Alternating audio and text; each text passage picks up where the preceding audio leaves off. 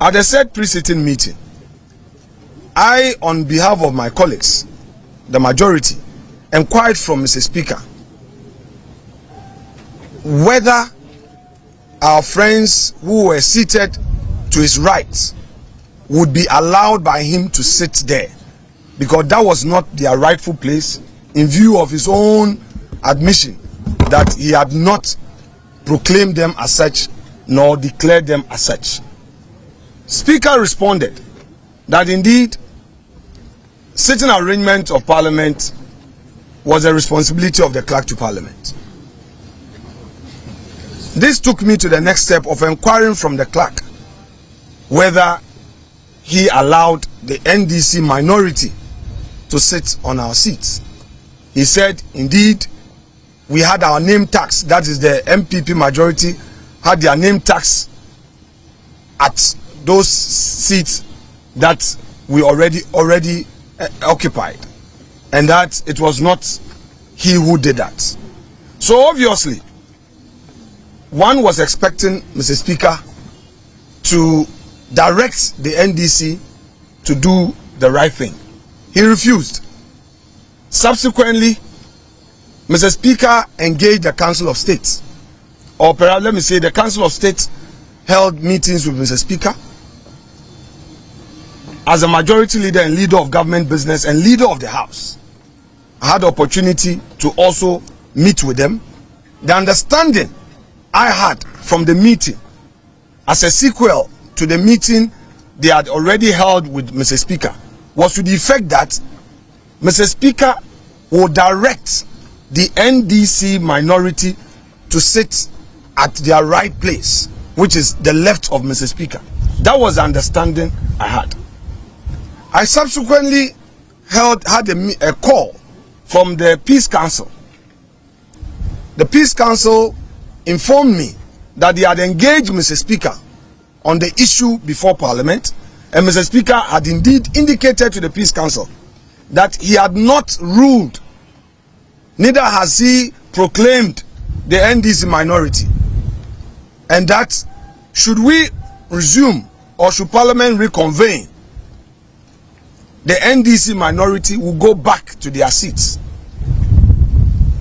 Several other prominent Ghanaians, who for some good reasons I would not want to mention their names, who had engaged Speaker on this matter, had also reached out to us, the majority caucus, and assured us that Mr. Speaker's engagement with them resulted in he admitting that indeed there was no such ruling, which ruling would now proclaim the NDC as a so-called new majority.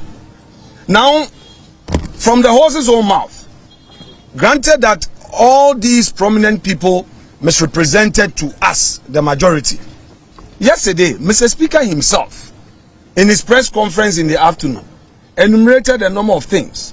Amongst them, he said he had not made a ruling. He told the whole of the country that he had not made a ruling. So, if he claims that what he did was a formal communication in response to a statement from the minority leader, then why is he supervising chaos in the House? What Mr. Speaker did today amount to supervising chaos and bringing the image of democracy to disrepute. The NDC minority members were all over claiming that we, the majority, did not attend a so-called business committee meeting that they called. Who are they?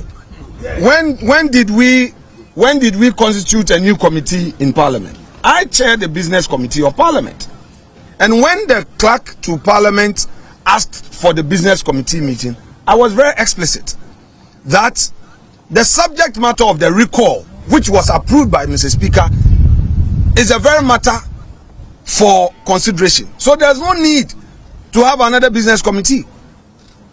Business committee is to decide on the business of the House. On this occasion, you have made an application, which application has been granted, And the items that were approved were the very things to be decided on. So I directed that the order paper should be printed to reflect all those items. Fortunately, Mr. Speaker himself read the two letters. The first one and the second one that amended the first. And I would want to entreat you, the media, to call them out, to call the NDC out, to call Mr. Speaker out. Because what is it? What at all is the issue? You have made a ruling which you now say is an opinion. We disagreed with you. We've gone to another forum where by law that forum has the power to interpret the law.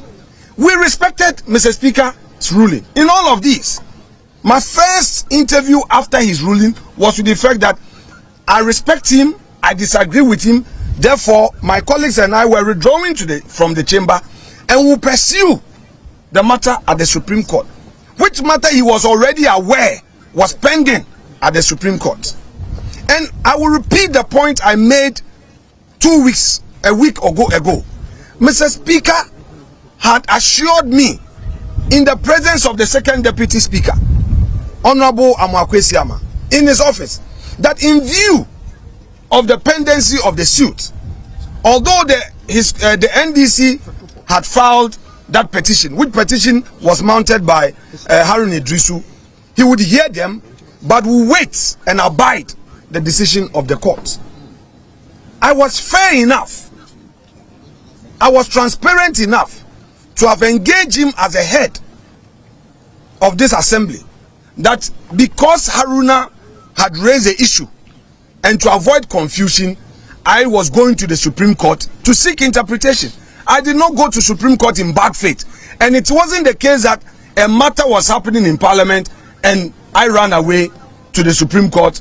I ran away from Parliament to Supreme Court to seek refuge. No, I foresaw confusion. And indeed, what Harun Idrisu filed, why did they set it aside? Harun Idrisu had initiated a process under Order 99 of our rules, which will require a process to be set in motion. Why did they suddenly come under Order 93, which allows for a statement, when in the history of this Parliament since 1992 did a statement metamorphose into a motion, which motion now will require a ruling? You see, Speaker is setting the country on fire. Yesterday, we were disappointed with his non-reconciliatory posture during this press conference. Indeed, we, the majority caucus, call on Mr. Speaker one more time to demonstrate statesmanship. We want Mr. Speaker to know that although we were not happy on the day he was elected, some of our colleagues perhaps has seen something good in him. It wasn't the NDC that put him there for him to do the bidding of the NDC. Perhaps people felt that he could be someone who will bring all of us together. Yes. There are things that we cannot say into the camera, but Mr. Speaker is hurting democracy. Yes. What Mr. Speaker is doing is to rehearse what the NDC is likely to do should they lose power, to bring chaos, to cause confusion. How can Mr. Speaker say that he respects the Constitution, but he will not subject himself to the dictate of the judiciary? How can you say that the judiciary is in collusion, is colliding with the president, and you mention the president as a person, as an individual? How? What Mr. Speaker is doing is in bad faith. First of all, he subjected himself to the jurisdiction of the Supreme Court. And after losing at the Supreme Court, he turns around to attack the Supreme Court. His own lawyer, my respected senior Thaddeus Sori, in court, argued forcefully that Mr. Speaker made a ruling, and he sought to justify the so-called ruling and even challenge the jurisdiction of the court in entertaining my application. For him, the matter comes under Article 99 of the Constitution and not under Article 197. 97 G and H of the Constitution. To the NDC lawyer, to the Speaker's lawyer, who had received firm instructions from the Speaker, the position of the Speaker was home and dry, was on all fours right, and that Mr. Speaker had ruled, and that those members could not come to Parliament. Again, he had emphasized that the right forum was the High Court. Yes. All these points canvassed by Mr. Speaker's lawyer were overruled. The matter was heard in the full glare of the public. There was a live broadcast of the Supreme Court proceedings of that day. The ruling of the Supreme Court has been procured by me as plaintiff. The Supreme Court bailiff has served the ruling, the second ruling, on Mr. Speaker. His lawyers were given up to 3rd of November to file their written submissions, statements of case in defense, if any.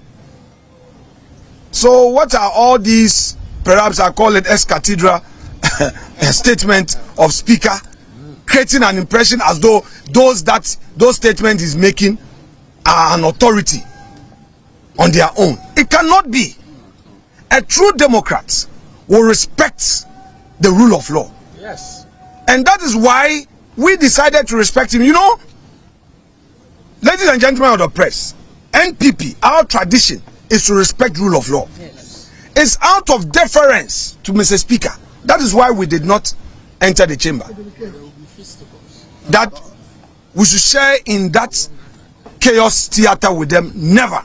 We won't do that. We will not. MPP will not. We will not. Therefore, don't be swayed by their lies and their propaganda. The chaos they started is what they want to end. We will not allow that. We believe that we have to win the elections right at the polling station, and would go and work. Right now, what the NDC has done, basically, are the following. One, they don't want Ghanaians to receive their pay, public servants, because they know that after the elections, there will be no budget. And to be able to pay Ghanaian workers, there will be the need for parliamentary approval of the budget first quarter. That would be on account, appropriation on account. That's it's a constitutional requirement. So that is what they want. They want to stampede it. Two, they want to again create a certain impression that Ghana is lawless. Ghana is not lawless. We will not allow them to give a wrong impression to the international community. We will respect the law. Three, all these businessmen, you know, their fear is that under the 1D, 1F, these companies are going to create jobs. These companies will employ people. So their fear is that should these be addressed, it will mean that all their propaganda of unemployment would fall flat. So further to frustrate businessmen and drive them away. Are these Democrats? No. Now there are important things to do. We have the free SHS bill, which is before Parliament.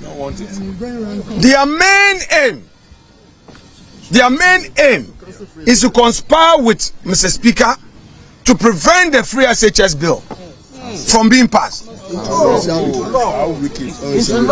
And in an unlikely situation where they see the light of day in the election, cancel it. That, oh, after all, there's no law backing it.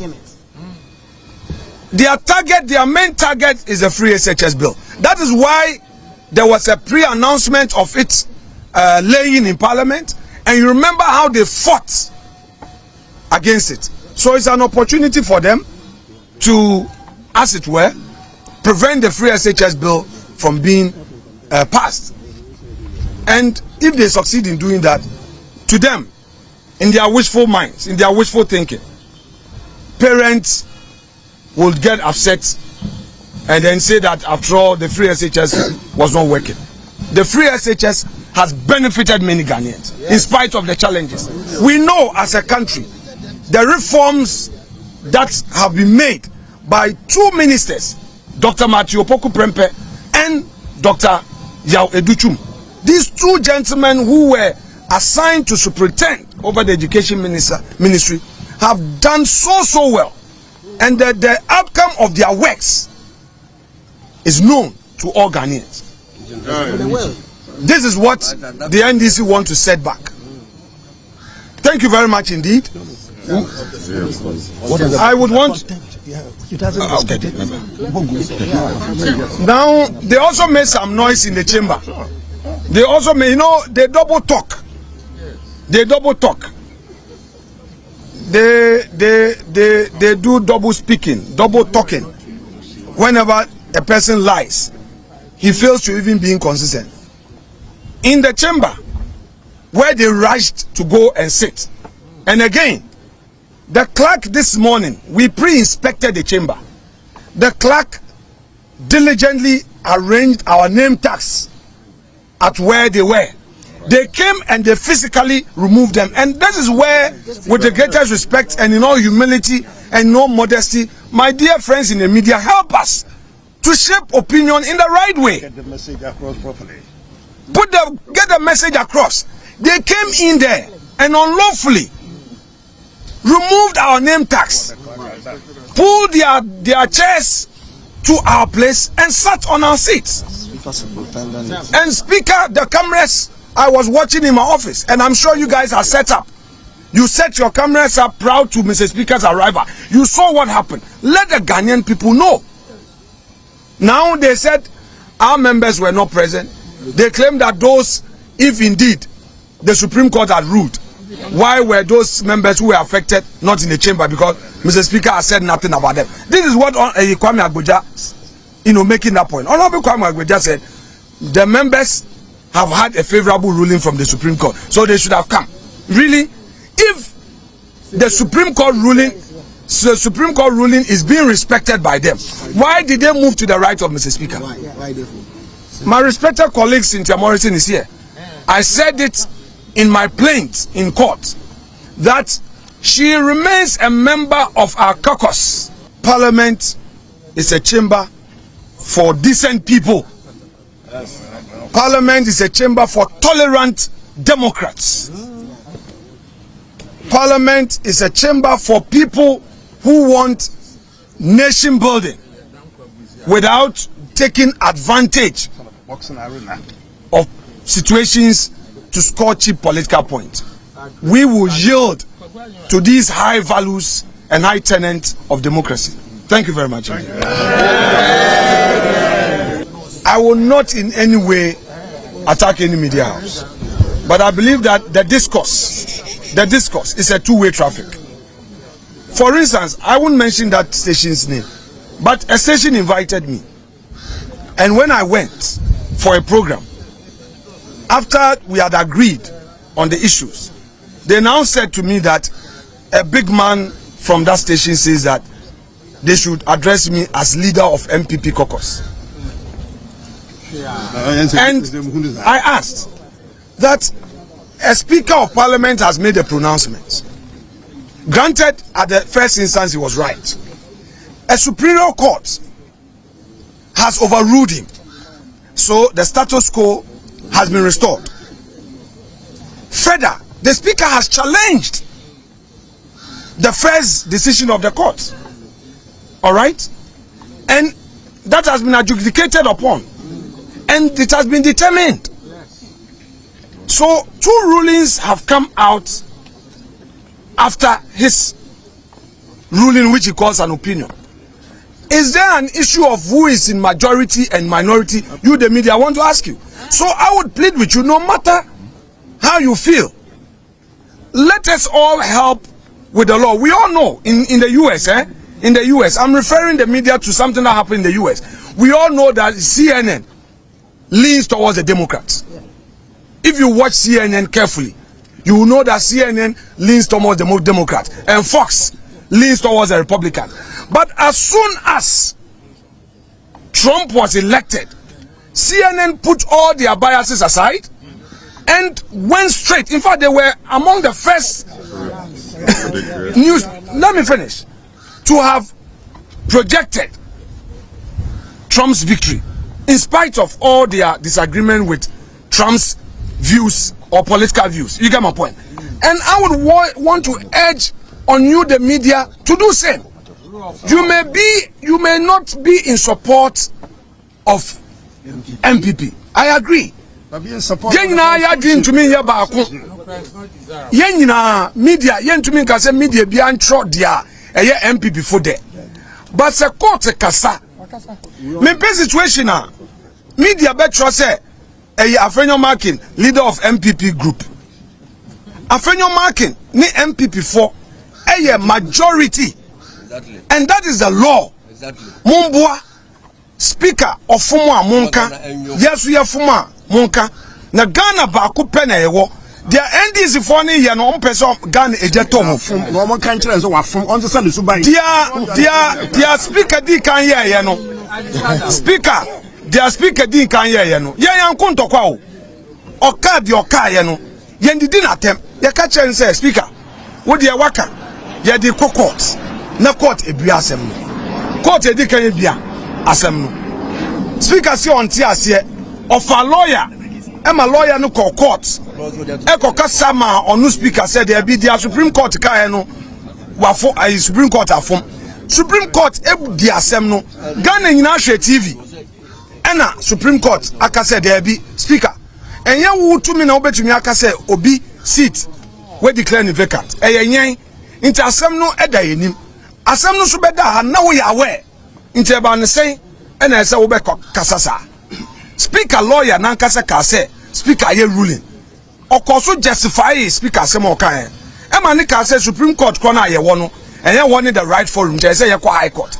Sanse man ni lawyer kan ni na court den ebogu ye. Nti dia na ye expect an opay ni say speaker eni NDC for no beka saka chom say there be baby amote na ye ho na mote. E wo no ye edom kase NPP for yeah, for your market omo anu sir. Afenyo Markin ye omo majority leader omo ekonwa. But speaker wan yes sir obetra ho no oye se we hu baby ankrofo ne te. Ba ni nyina ne se oni omo nyina no omo ye baako. Omo nyina NDC answer na NDC for be bibi no no ankasa oni no omo nyina adwe ho. Nti omo nim de omo ye. Wo be hwe endra press conference oye no. Press conference oye no. Wan kasa se ope enkabom ana akroye or attack o mampeni or attack judiciary Supreme Court e kan semsem bebre a yen esan se ye bu no bi nti no yan be respondo say yete de oka yetie but yen MPP for embra na ye di suniti yan be kase ntia no na ye expect say nde or the court assembly ye djuma and then put there obi ano ane lawyer akọ court no wan ka court ho asem kra wan ka se wa court ama wedi nkuguo ani nti no and then you anu nyina wa ha dia ye be se ye kan se ye be di mbra so ye ntumirika eni ni omo nkoko ntokwa NDC for there omo bibia ye ntokwa omo bibia ye ntokwa omo bibia ni ntokwa so omo di enyoma be sai wo Ghana na Ghana aya basabasa ye de ye dwen o ma no ye ma bibi sense ye da mo ase Charlie, your answer. Wait. Member of Parliament, are you still contesting as an independent? Hey, I hear some question. Of course, I'm still a member of Parliament, the ticket of MPP. Thank you. I know. Your question is answer. Okay, thank you. Okay, thank you very much.